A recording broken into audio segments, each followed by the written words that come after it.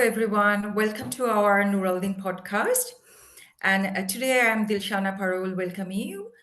And with me, there is two important person.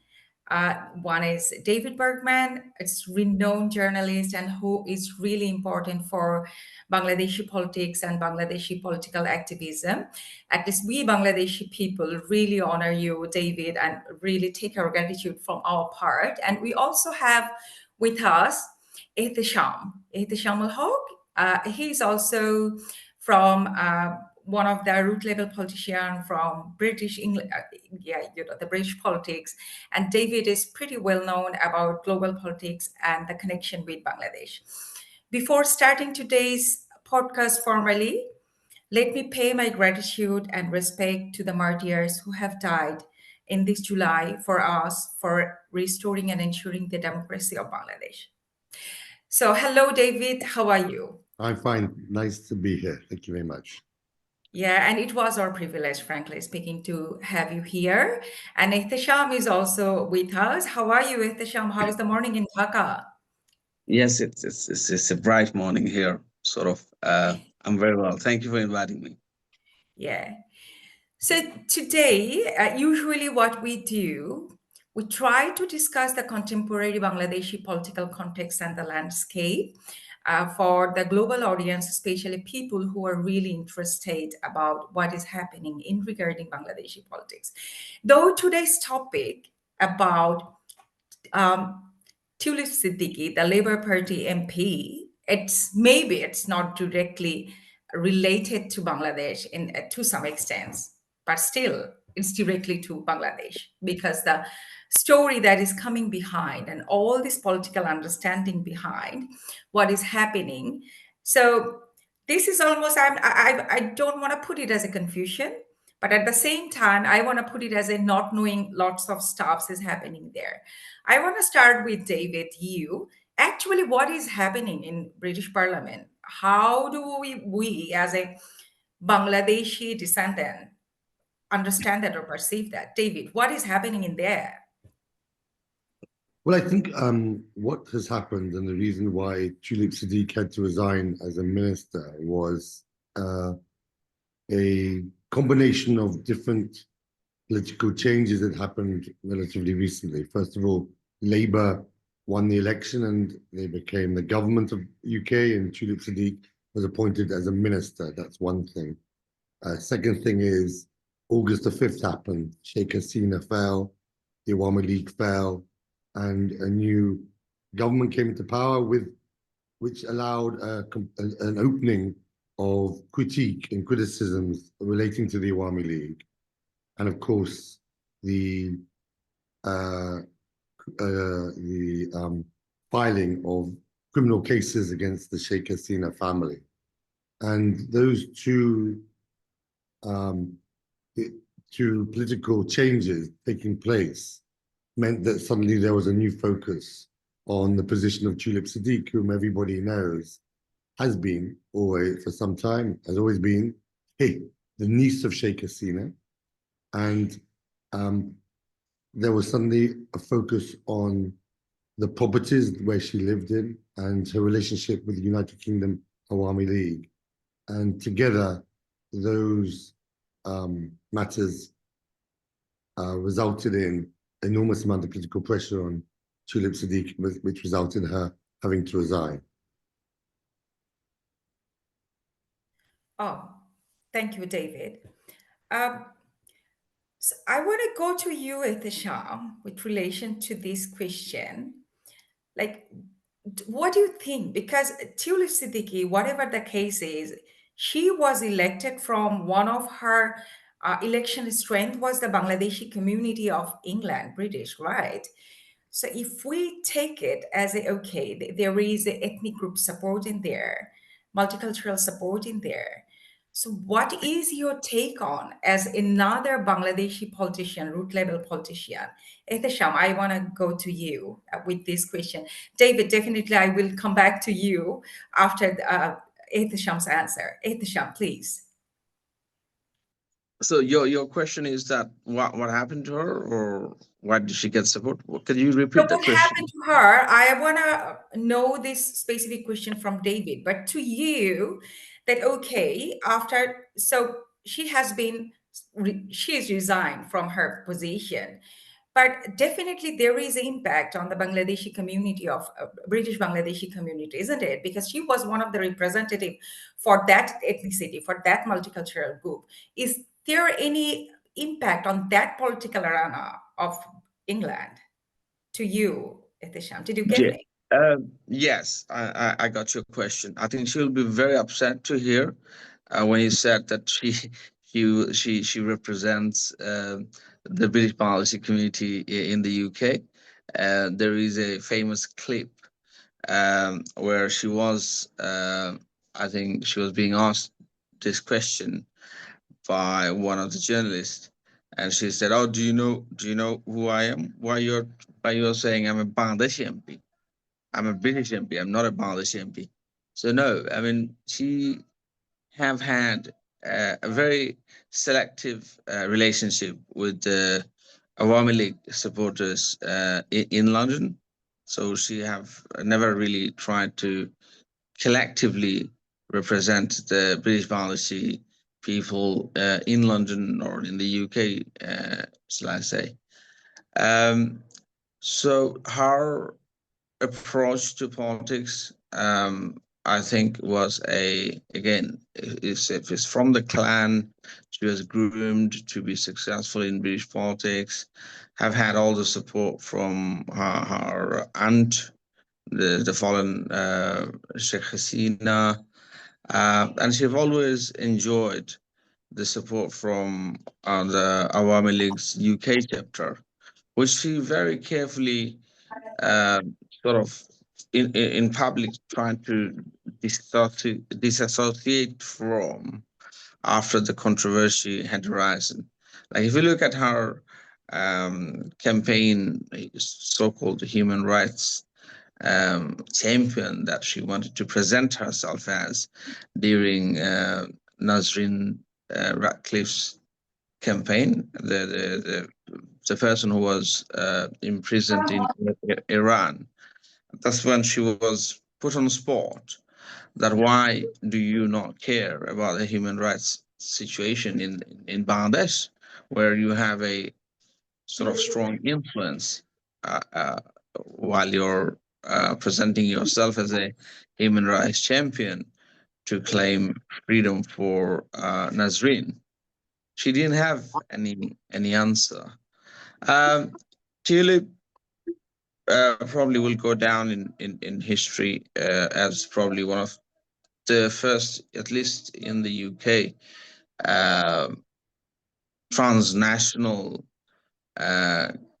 politics sort of production, like how transnational politics in probably postmodern world or in early in this day and age, how in the black money or looted or plundered money from a developing country has been immersed in a country like UK, and how a family which also uh, sort of span from east to west, like at least from Bangladesh to UK, actually abused their position or abused power um, on multiple level, or at least on a transnational level, and had set an example. And obviously Tulip got caught, which she never probably imagined. Neither did her aunt. So yeah, in short, that's Tulip have never really tried to proudly represent the British policy people in the UK. And second, she remains a probably a unique case where a family spanning two continents, um, engaged into corruption, and the people of Bangladesh, money has been looted, and they will be paying the price for it. Thank you, Thank Dilshana. you, Ehtesham. Yeah, thank you. David, so, the black money that Ehtesham was talking about, Now, it's really the area, my interest area, that the country like Bangladesh, who are really struggling at that amount of poor, our poor percentage is so high, yet the topic, the narrative is there. The money is channeling a country like such a rich country, UK, and people are getting elected based on that black money. Still, I'm taking it as a assumption because it's not investigated yet. But she resigned. That's the main point. She resigned from her present position. That means there is a big possibility, and we can easily see the last 16 years practices how much this money channeled outside of Bangladesh. So is it a regular practice? I might not put it as the usual or regular practice in UK politics, but what is the impact of the UK politics? It will happen, or it is now happening in there, for electing a parliament member based on a black money, also from the money who came from a country who himself is struggling. David, to you, how does that look? David, you are in mute.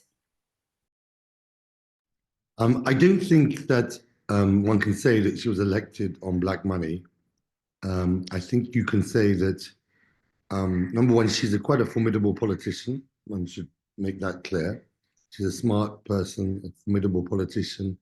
She was able to change what was a very tight constituency into one in which she had quite a significant majority. But what you can say about her is that the United Kingdom Awami League gave her very significant support in getting elected. So in 2019, I was working with Channel 4 News, and we secretly filmed a Labour Party office that was completely personed by UK Awami League activists. And they were given the task, dozens of them attended this office on a daily basis. They were coming in and out, and they were bringing out leaflets and placards which they distributed around the constituency. So the United Kingdom Awami League was very heavily involved in Tulip Siddiq's election campaign, which I think is highly problematic. A political party from a foreign country should not be involved in that significant way with a UK election. I think it's also important, I think, to be careful about giving too much credibility to all the various allegations that are swimming around in Bangladesh and are being subject to anti-corruption commission investigations, because I fear that a lot of those allegations are based upon disinformation. Now, I think we probably can all agree that there are very credible reasons to believe that the leadership of the Awami League, including Sheikh, were involved in corruption.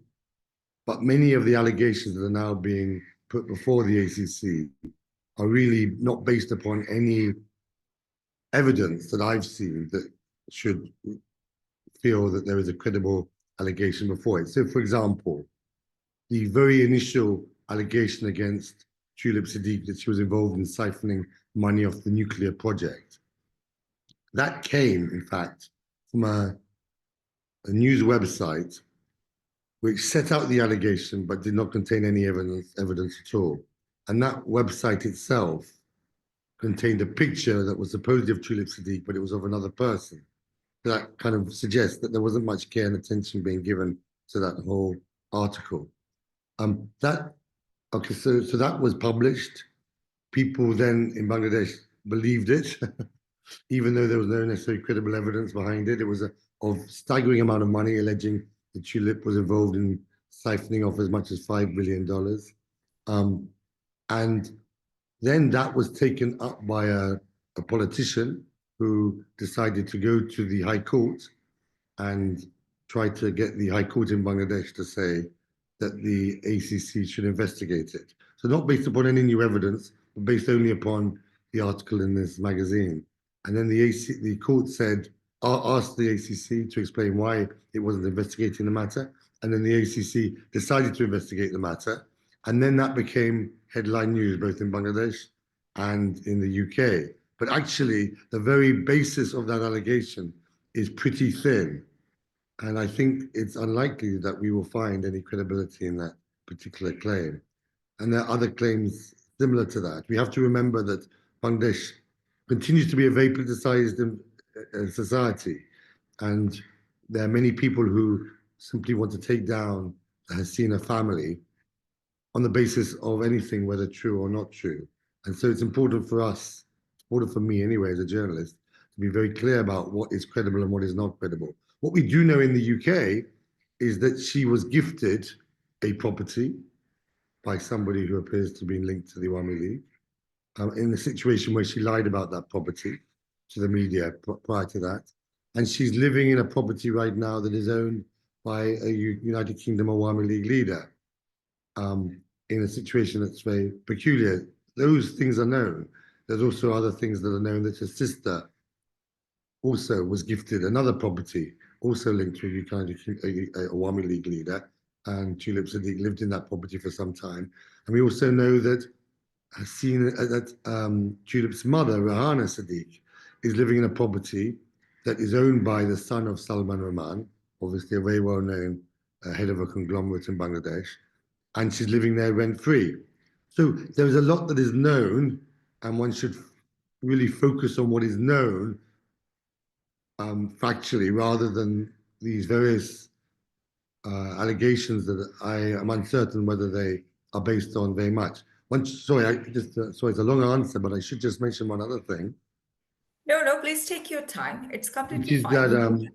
Which is that she did resign, but she resigned after a investigation by independent commissioner, I think is known as, a person who scrutinizes ministers' standards, which kind of exonerated her. And so she sees herself as having not been found guilty of anything, but having been exonerated. But I will resign anyway because I am creating too much negative attention on the Labour Party, so I will fall on my sword. And in fact, Keir Starmer responded to that, Keir Starmer being the Prime Minister of England, responded to that by saying, well, there's always going to be a way back for you in the future. So he doesn't feel that she's been heavily stigmatized by all of this. Now, what is interesting is that this report is very thin gruel itself. It really was a very weak investigation. And I think in time that will be found to be the case. But at the moment anyway, she was kind of exonerated by this independent commissioner's report. And the Labour Party, the Labour government, seem to think there may be a way back for her into government in the future. So is there any possibility for a future investigation regarding her involvement with any other, anti-corruption, I mean the corruption issues? Will there be any possibility for further investigation from UK government? Two things. I mean, I would hope that the inquiry that has been done will be redone in some kind of way. I'm not sure what the procedure for that is, but it's certainly the current inquiry was very weak and non-investigative, and took Siddiq's claims as truth in a number of situations, which I think was problematic. I think, of course, what happens in terms of future criminal investigations into Tulip is what happens in Bangladesh. If new credible evidence in Bangladesh is revealed that shows that Tulip was involved in corrupt dealings, then clearly the UK authorities would certainly investigate that. I think at the moment, there's nothing that is as clear-cut as that. Yeah. Is she still a parliament member? She's still an MP, absolutely. Oh, Yes. she's still an MP. The Conservative Party, obviously the opposition to the Labour Party, are trying to call for there to be a by-election, for her to resign and to stand again, but that's not going to happen. I mean, clearly there is, at the next election, I can see, depending upon how things change and what's happening in Bangladesh at the time, etc., she may be under pressure as to whether or not she'll win that seat again. But at the moment, she is secure in her seat as an MP. Thank you so much, David. Ehtesham, I want to ask you a question. What do you think the resign of Tulip Siddiqui and the allegation that coming, at least at this moment, whatever the free house or the involvement of the UK Awami League in her campaigning, all these things, does all these things have any kind of impact on Bangladeshi politics? What is your understanding, Ehtesham, how these things will impact in Bangladeshi politics? Ehtesham, to you. Thank you for your question. Before I come to answer your question, I absolutely agree with what David said in terms of establishing the credibility of the allegations in terms of the legal nitty-gritty. But one thing for certain is that she has definitely misled the public, and she has broken the trust that, let's say, the general public should put on politicians. She's been caught on misleading public or lying, especially when she was being put on spot to clarify her relationship with the UK Awami League. She was very cleverly trying to erase any sort of track or any sort of evidence or this very strong relationship that she had enjoyed with the UK Awami League, benefiting from, let's say, UK Awami League activists campaigning for her, and all the support that she have had from her aunt. In terms of politics, in Bangladesh, itself, I think there is a greater context of how, let's say, the people in Bangladesh really want to see justice being served, and the laundered money and that has been sort of linked with the fallen Hasina regime is recovered, and Bangladesh as a nation or as a state should try its best to recoup that money. And the Awami League regime in Bangladesh, or also the British Bangladeshi community in the UK, have been sort of enjoying a greater capital, let's say, in British politics, by quoting that Sheikh Hasina's niece has been placed in the UK Parliament, so she is untouchable.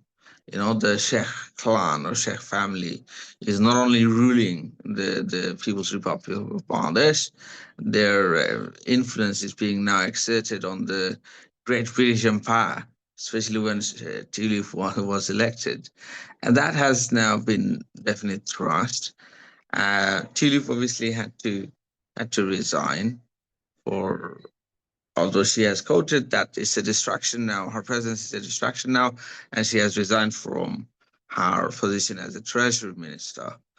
So yeah, I think in a greater scale of things, it's an additional positive note on, let's say, the current Bangladesh government and the people of Bangladesh, who now believe it's not only possible to get rid of the dictator that Sheikh Hasina was, her well-placed niece, a great British parliamentarian, can also be embarrassed, at least, and be forced to resign from her ministerial position.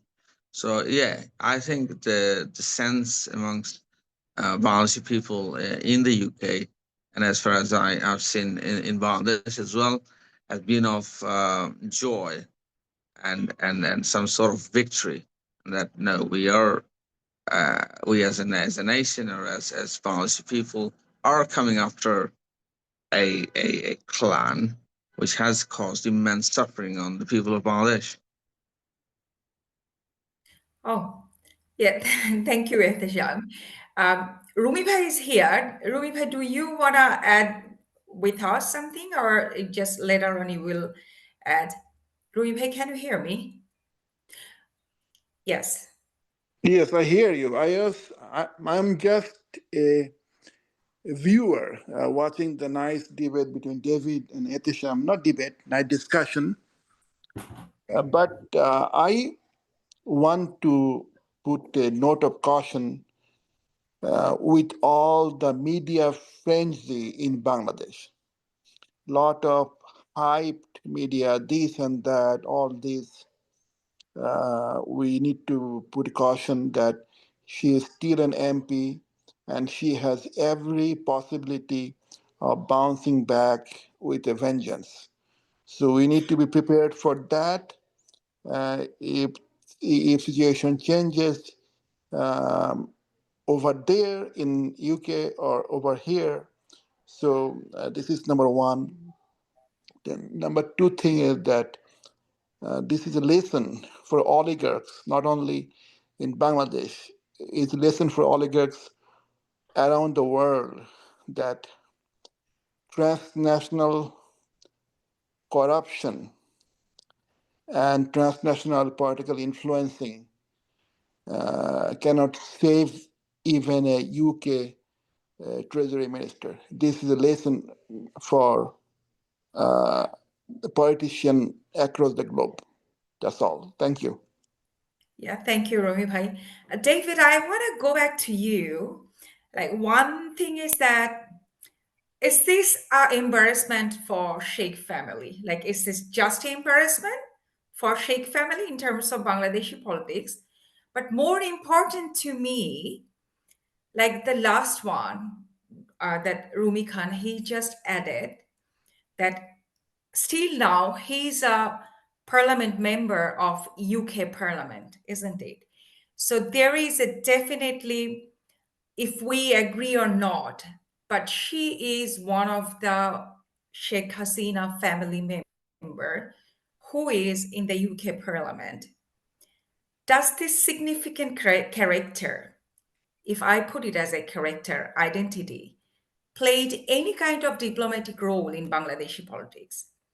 As a Sheikh family member and as a UK Parliament member, after this 36th of July situation of Bangladesh, will that play any kind of diplomatic policy or changes in Bangladesh politics? David, to you, if I'm able to make the question.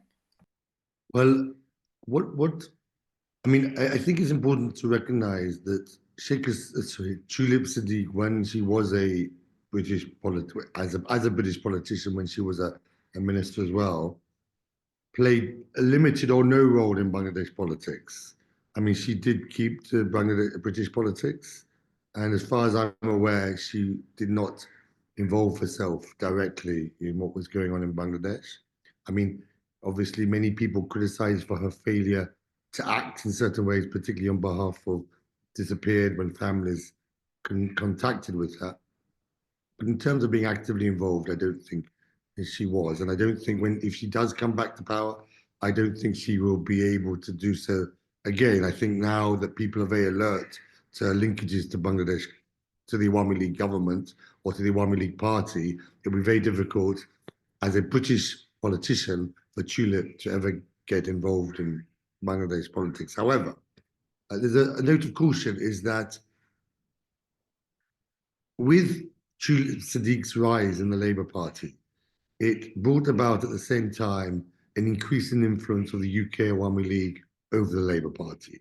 Now, obviously, not many people in the Labour Party think about Bangladesh very much, not a considerable amount of time. They're thinking about British politics, or they're not. And if they're thinking about the world, they'll be thinking about Gaza, they'll be thinking about America, they'll be thinking about Europe.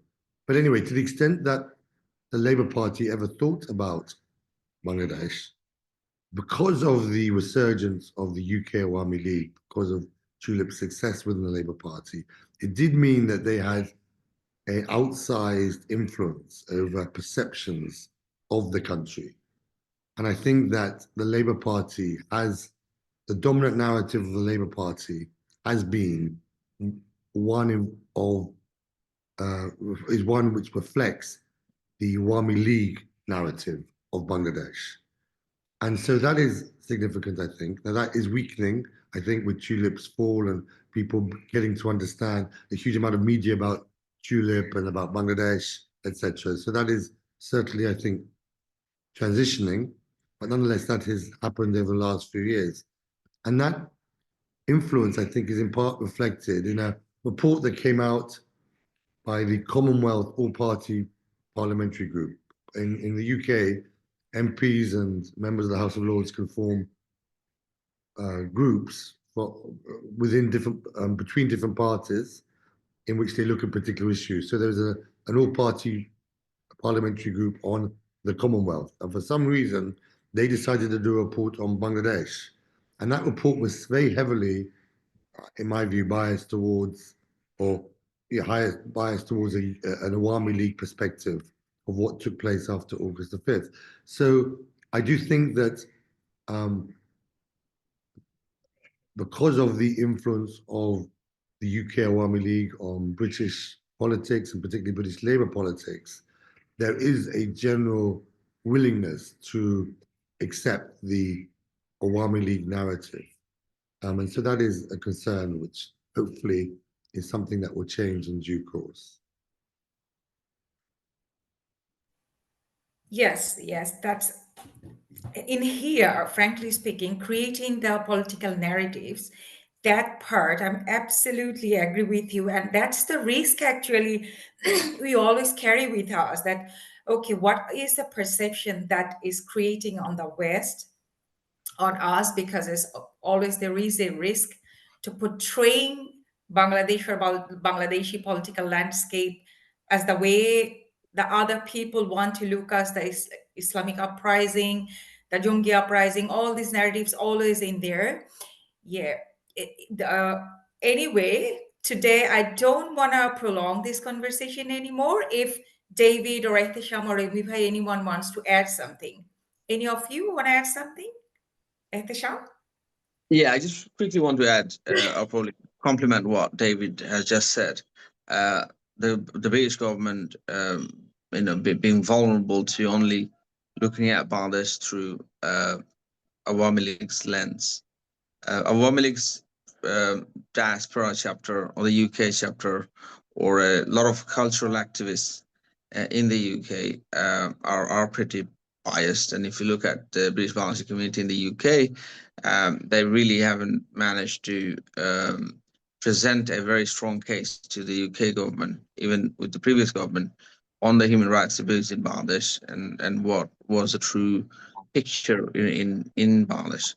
So I do not believe that the apparatus or the various chapters of influence that the Awami League enjoys, not only through the UK Awami League chapters, but through various individuals placed in the UK Bangladeshi, British Bangladeshi community, is going to disappear anytime soon. So it will be interesting to see how sort of that biased structure that exists can be dismantled, and the true sort of picture of Bangladesh politics can be presented to the UK government. And one more thing probably I will add is that the British Bangladeshi community have had a very interesting relationship with the UK Labour Party.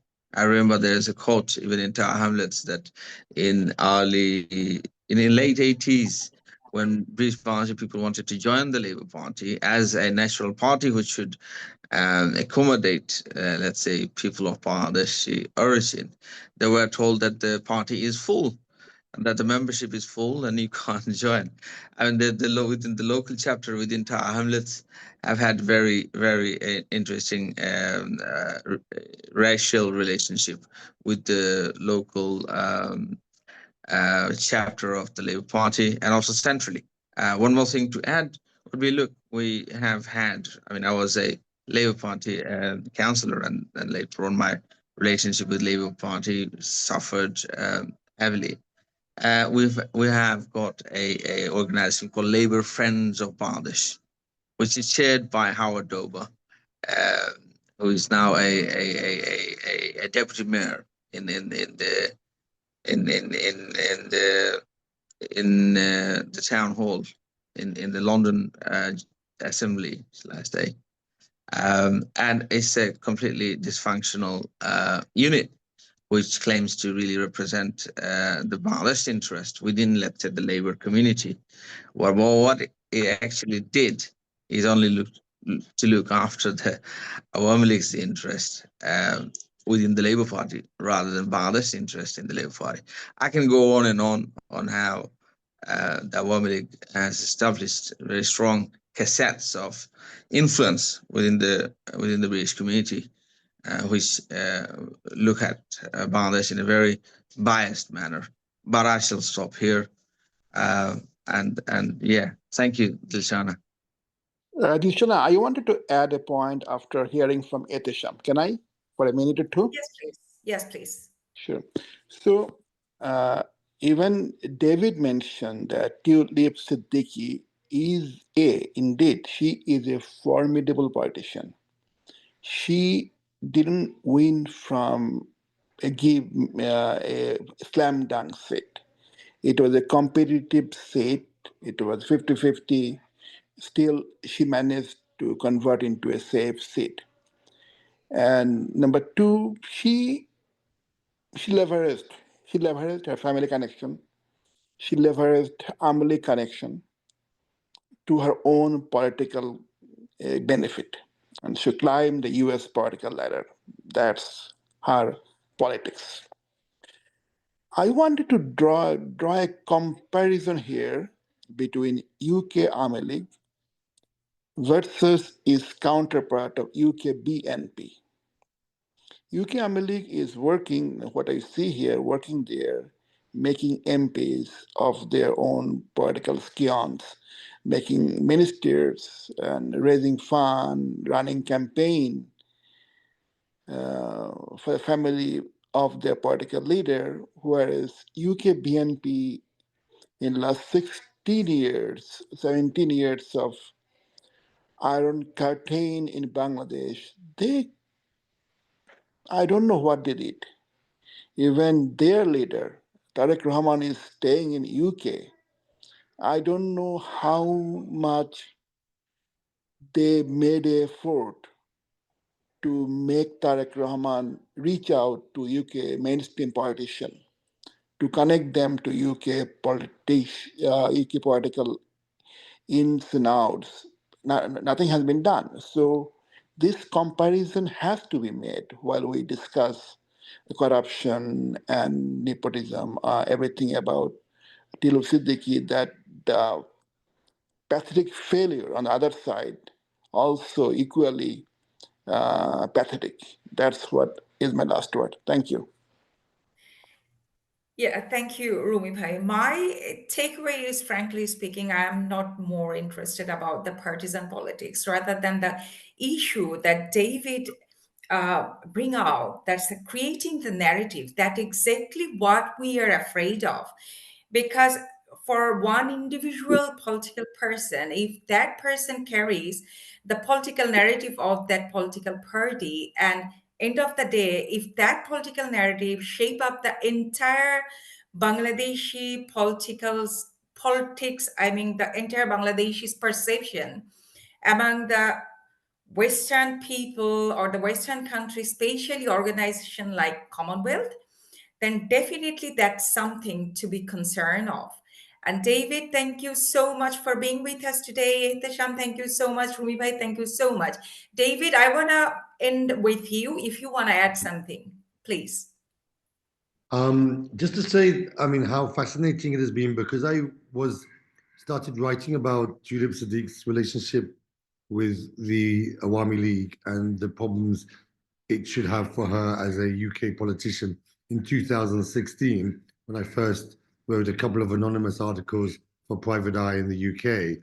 And I've written subsequently for many years, and there's been absolutely no interest by the mainstream media in that story. And it was kind of absolutely revelatory to me how all of a sudden, because of a combination of different political forces, Labour Party coming to power, August the 5th taking place, that suddenly the Tulip Siddiq story became a kind of a mainstream story.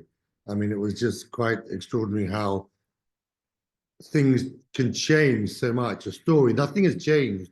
Very little. I mean, there's some new journalism has been done that has brought things to light, but the basic contours of the Tulip Siddiq story have not really changed very much in the last years. But from being a story that no one was interested in publishing in the UK, now it is a story that absolutely every newspaper wants to write about. And that's kind of really fascinating to me. Yeah, and special thanks to you, frankly speaking. You have brought out all this issue in front of all this media. And thank you so much, David. Especially thanks from the Bangladeshi community and the Bangladeshi diaspora people. We always look for a journalist like you who really convey that story, who's based on authenticity, and who that we at least think you do really think about the authentic journalism and the country like Bangladesh, you always try to address. Thank you so much, David. Thank you so much, Ehtesham. Thank you so much, Rumi bhai. And thanks everyone, whoever listened to us. Hope to talk to you later with some other day, with some other topic. Thank you.